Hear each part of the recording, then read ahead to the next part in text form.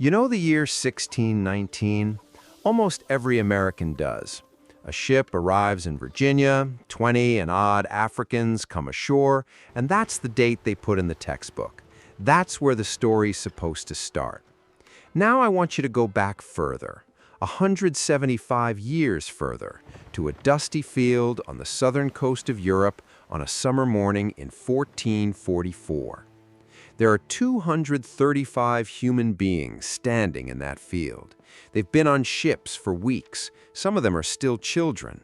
And the whole town has come out to watch because nothing like this has ever happened here before. Men on horseback, church bells, a crowd pressing in at the edges. And then men walk into the middle of that field and begin sorting people into piles. Not families, piles. A father in one group, his son in another. A wife on this side, her husband dragged to that side. Mothers throwing themselves flat on the ground with their children in their arms, taking the blows, refusing to let go. Now, here is the part almost nobody in America has ever heard. Standing at the edge of that field was a man with a pen. He was not a slave trader. He was not a sailor. He was a government employee. His job title was Royal Chronicler, and he'd been hired by a king to write the official history of what was happening on that coast. He watched the whole thing, and he wrote down that it made him weep. And then, in the very same book, he explained to Europe exactly why it had to happen. He reached back into Scripture, pulled out one obscure line about Noah and his son, and attached it to the people standing in that field. That paragraph is one of the most consequential paragraphs ever written about black people anywhere on Earth.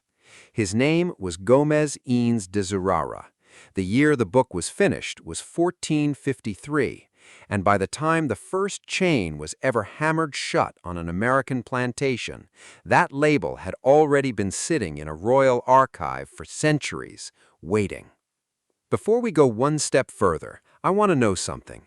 Comment below and tell me, did you learn 1619 in school?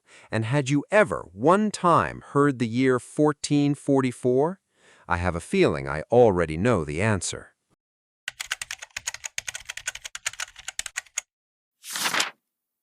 Let's establish exactly who we're dealing with, because the details matter here. Gomes Eanes de Zurara, sometimes spelled Azurara, born around 1410, died around 1474. Portuguese, a man of letters who came to writing in middle age. He worked in the royal library under Fernão Lopes, the most famous chronicler in Portugal at the time.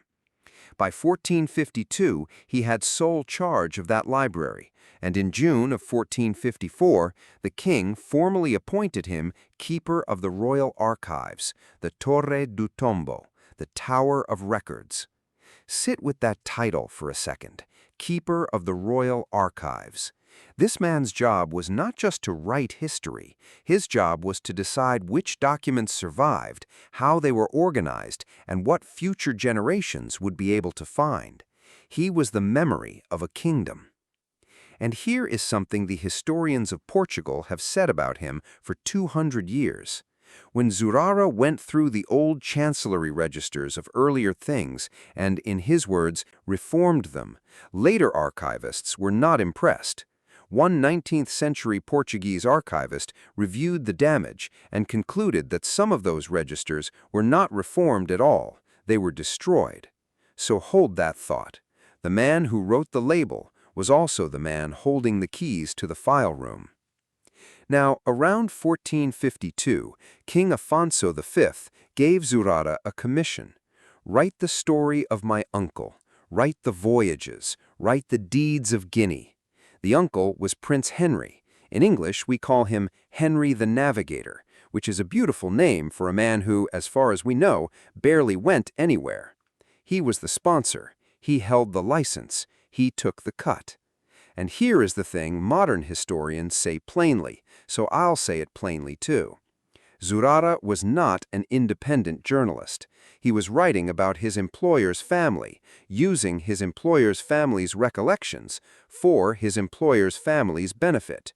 The Portuguese word for what he produced is chronica. The honest English word is closer to authorized biography. That is not an insult, that is a source note, and it explains everything that comes next.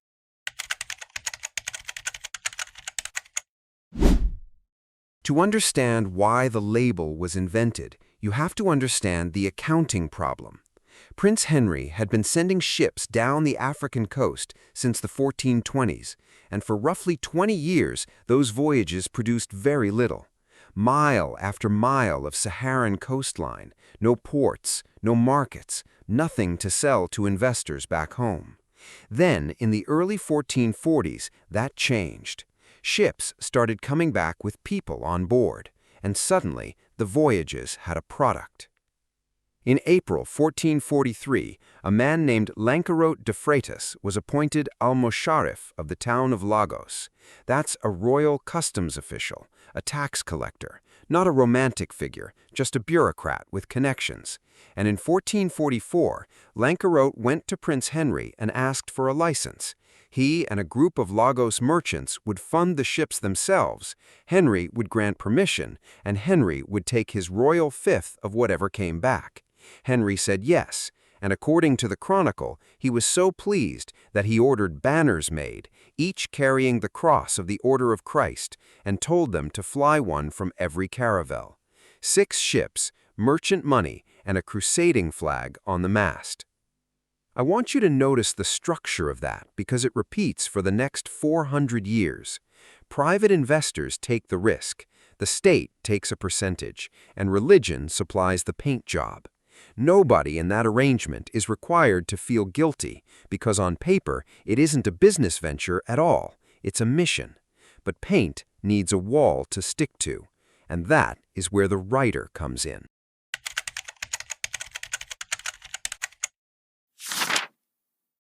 Now we go to the field. The date is the 8th of August, 1444, and the place is Lagos, on the southern coast of Portugal. Zurara devotes an entire chapter to this morning, and he tells us plainly that he was there. He says it in the text. He saw it with his own eyes. The caravels come into the harbor, and Lancarote gives the order for the captives to be brought out of the ships and taken to a field outside the town, where the division will be made. But before anything else happens, there is a religious ceremony. They select what the chronicler calls the best of the captives and take them to the church as an offering. A small boy is sent away to a monastery where he will spend the rest of his life as a friar. Then comes the counting, 235 people. And Zurara stops the narrative right here and does something strange for a court writer. He prays. He addresses God directly on the page. And he says something that has stunned readers for 500 years. He says it is not their religion that makes him weep. It is their humanity. He looks at them and he writes that they are, in his phrase, of the generation of the sons of Adam. Remember that line. He gets there, he sees it, he puts it in ink. Then he describes the crowd in the field, and this description is the reason historians study this chapter so closely. He notes that they did not all look alike. Some, he writes, were light enough in complexion to be called fair. Others were of a middle tone. Others were very dark. And of the darkest, he writes words I am not going to soften, because softening them would be dishonest. He describes them as ugly in feature and in body, and says they looked to those watching like images from a lower world. That is a man building a hierarchy in real time, in one sentence, in a field, in front of a crowd. But he keeps writing, and the next thing he describes is grief. Some kept their heads down with their faces covered in tears. Some stood and groaned, staring up at the sky, calling out. Some struck their own faces with their palms and threw themselves full length on the ground. Some sang. Zurara says they made their lamentations in the manner of a dirge after the custom of their country. And then he admits something that I want you to hold on to for the rest of this video. He says he could not understand a single word of their language, not one word.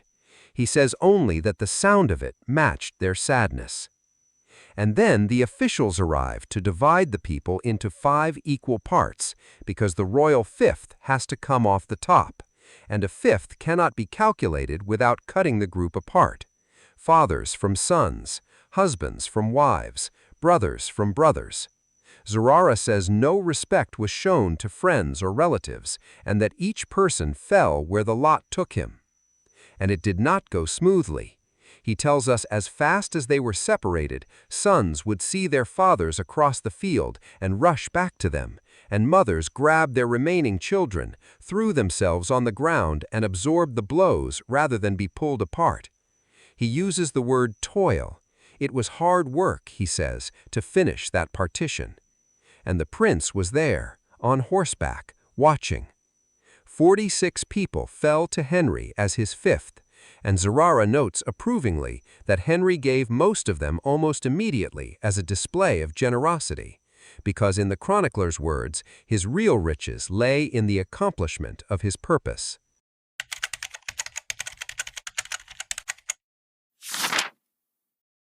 I want to stop here, not for effect, because this deserves a stop. 235 people, names we will never know, languages nobody in that field could understand, songs sung in a funeral style from a home they would never see again. A crowd of ordinary townspeople standing around watching it like a market day, and a man at the edge taking notes. He wept. He wrote that he wept. That is real, and I am not going to pretend it isn't. He is the only reason we know any of this happened at all. And then he turned the page and justified it. If you are still with me, type the year in the comments. 1444, just the number. I want to see how far this travels, because I would bet almost everything that 95% of Americans have never heard that date in their lives.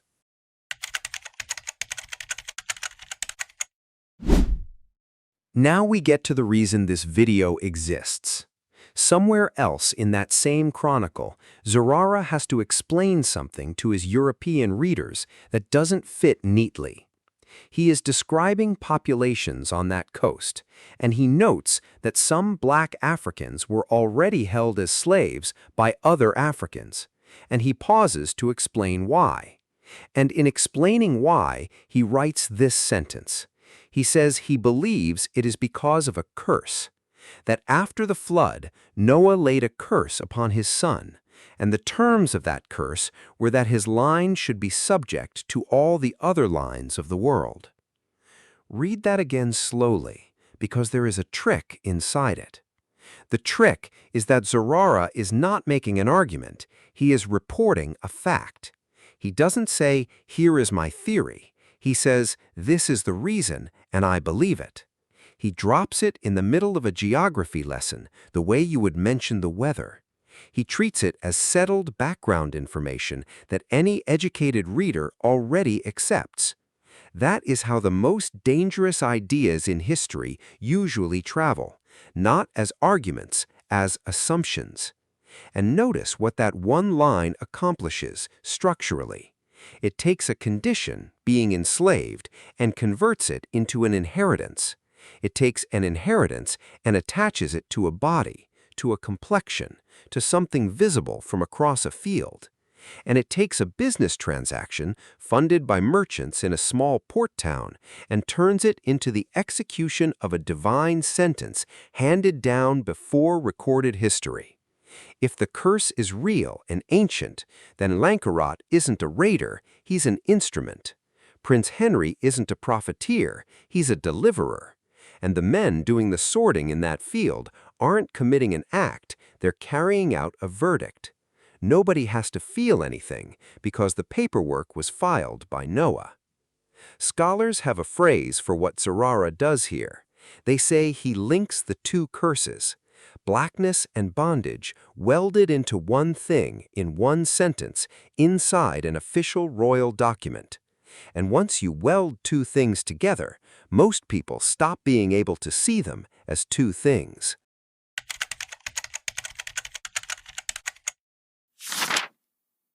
Now let's look at the machinery, because the Hamline is not doing this alone. Watch the vocabulary. He does not call them prisoners. Prisoners implies a war, and a war implies two sides withstanding. He calls them captives, and captives is a word for cargo that breathes. Watch the accounting. The whole event is described using the language of division, partition, lots, and fifths. That is inventory language, and inventory language does something to a reader's brain automatically. It tells you the thing being counted is a quantity, not a person, before you have had time to think about it. Then watch the justification. Zurara's central defense is that these people were saved. Their bodies were captured, he argues, but their souls were rescued. He says they had lived in what he calls perdition. He describes them as living like beasts, with no custom of reasonable beings. He says they had no knowledge of bread or wine, no clothing, no houses, and that they knew only to live in a bestial sloth. Now, this is a man who 20 pages earlier admitted he could not understand one word of their language. He could not ask them a single question. He did not know what they believed, what they farmed, who their kings were, what their laws said, whether they could read, or what city they came from. He knew nothing, and he told an entire continent everything. And then he closes the loop with the proudest line in the chapter. He says he personally saw, in the town of Lagos, the children and grandchildren of those captives, born in Portugal, living as good Christians. That is the moral accounting. 2 generations, and the ledger balances. Souls in, bodies out, everyone can sleep. Here's where I want your opinion, and I want you to actually argue about this in the comments, because serious historians argue about it too. Do you think Gomes Eanes de Zurara believed what he wrote? Was he a sincere man of his century, wrestling on the page, genuinely convinced he was watching a rescue? Or was he a paid professional who knew exactly what his employer needed the story to say and reached for the one line of scripture that would deliver it? He wept. He also collected a salary from the family that took the fifth. Tell me which one you believe, and tell me why.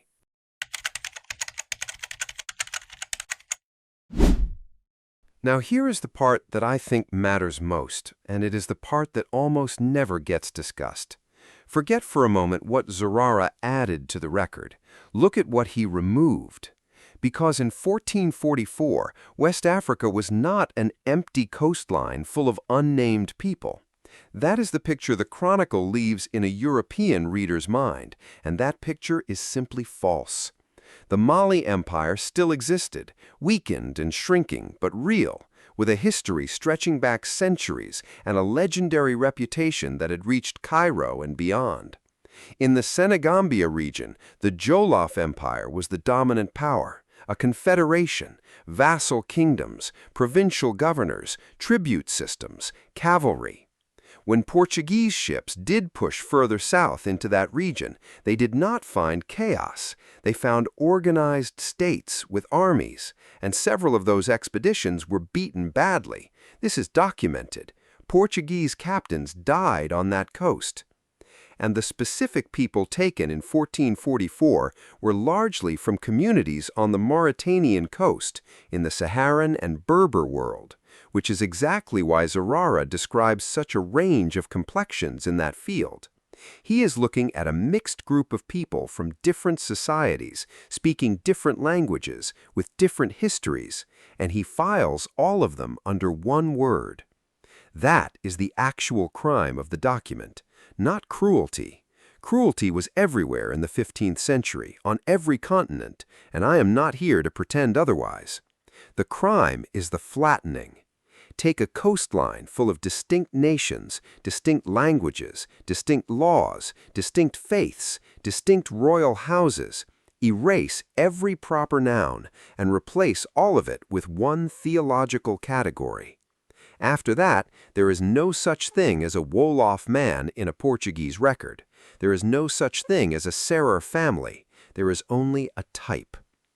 And here is the question that follows, and I'm going to put it to you honestly rather than pretend I can answer it.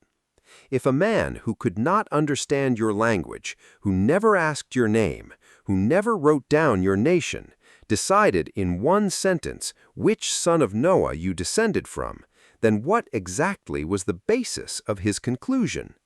He didn't investigate, he assumed, and then a continent inherited his assumption. So when people in this community ask, well, if we weren't Ham, what were we? They are not asking a wild question, they are asking a historical one. And the honest answer is that the men who wrote the first records had no interest in the answer, and in many cases were the reason the answer was lost. You cannot check a file that was never opened, and you cannot audit a name that was never written down. That erasure was not an accident of history. It was a filing decision made by a man whose job was filing. If you have ever been told that the Ham label came from careful study of ancient bloodlines, tell me in the comments what you make of the fact that the man who first attached it to that coast openly admitted he could not understand a word anyone there was saying.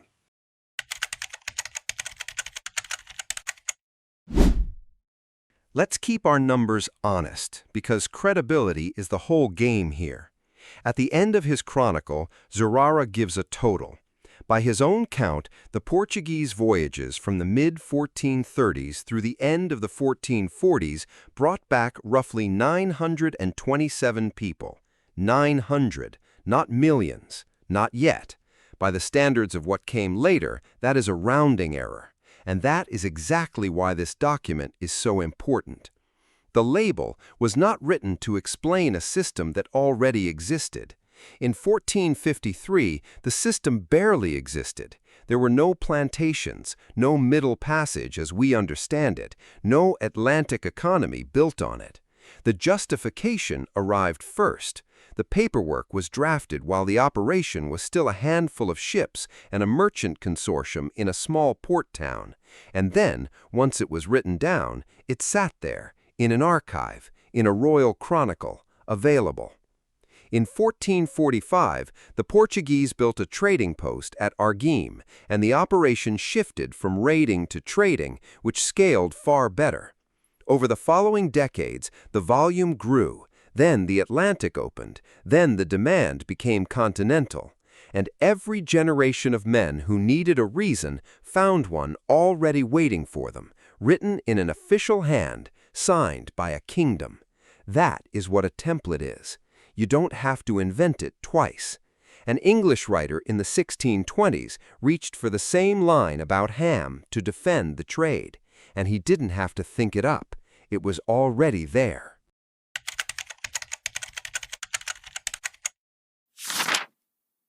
Now, I promised you history, not a sermon, so let me give you the scholarly fight, because there is one, and you deserve to know about it. The historian Ibram X. Kendi opens his book, Stamped from the Beginning, with this chronicle. He argues that Zurara took many distinct African peoples and manufactured them into a single inferior category in order to justify Prince Henry's enterprise, and that this text begins the recorded history of anti-black racist ideas in the modern era. That view is widely cited. It is also contested. Critics point out fairly that prejudice about complexion did not begin in 1453. Greek and Roman writers discussed it. Versions of the Ham story linking dark skin to servitude circulated in the medieval Mediterranean world in more than one religious tradition before Zurara ever picked up a pen. Some scholars argue he was simply repeating older material and added very little. I think both sides are pointing at something true, and I'll tell you where I land, and you can tell me if I'm wrong. The ingredients were older, nobody serious disputes that, but there is a difference between an idea floating around in commentaries and sermons and that same idea written into the official chronicle of a kingdom, commissioned by a king, composed by the man who kept the National Archive, in a book whose entire purpose was to justify an active human trafficking operation with a royal license and a percentage arrangement. That is not folklore anymore. That is state documentation. The difference between a rumor and a policy is whose desk it sits on, and in 1453 it was sitting on the desk of the keeper of the royal archives.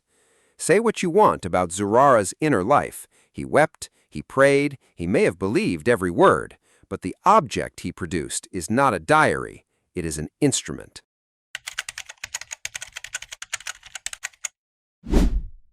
And this is where I stop, because the rest of this story belongs to another video. Roughly 400 years later, on the other side of the Atlantic, an American author took that same framework, systematized it, and published it as a full-length defense of slavery in 1843. If you want to see how the 15th century sentence became a 19th century industry, that video's on the channel, and I'd start there next. I'm not going to spoil it here. Let's bring it back to the field. 2 names, 1 date. That's all I want you to carry out of this. Gomes Eanes de Zurara, Royal Chronicler of Portugal, keeper of the Royal Archives. The Chronicle of the Discovery and Conquest of Guinea, completed in 1453.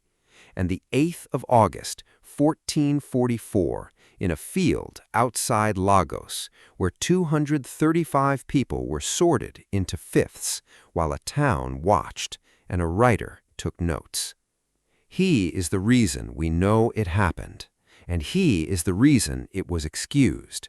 Both of those things are true at the same time, and that is the most uncomfortable thing about this entire story. Here is what I keep coming back to. He could not understand their language. He never learned their nations. He never wrote down a single one of their names. And with all of that not knowing, he still felt qualified to tell Europe which son of Noah they came from. Every label that came after was built on that foundation, a foundation of a man who did not ask. So tell me in the comments, before today, did you know that the ham label had a first page and that the first page was a government document? And what do you think was standing in that field before the label got written over it? Not what you were told. What do you actually think? I read every comment on this channel, and this is the conversation I most want to have. If this is the kind of history you want more of, the receipts, the dates, the names, the actual documents, then subscribe, because that is all this channel does. Thank you for staying to the end, and I'll see you in the next one.